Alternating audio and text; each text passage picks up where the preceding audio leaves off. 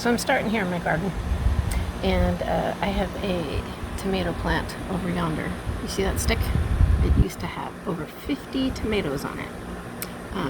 I was able to pick them all, and they were rescued from the prairie dogs. I haven't seen a prairie dog yet this season, but normally they eat half my tomato and then they go on to the next. But I was able to get it all. Now the reason it looks like that is because I trimmed it all back.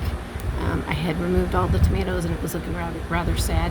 So I'm probably going to pull that. I don't know if I'm going to let it go. I don't think it's going to do anything. But anyway, I made 4 batches of salsa from the tomatoes off that plant, and I still have tomatoes left over. Anyway, I'm going to show you what I did, and I want to say it's really awesome salsa, so if you want to make it, go ahead and try it.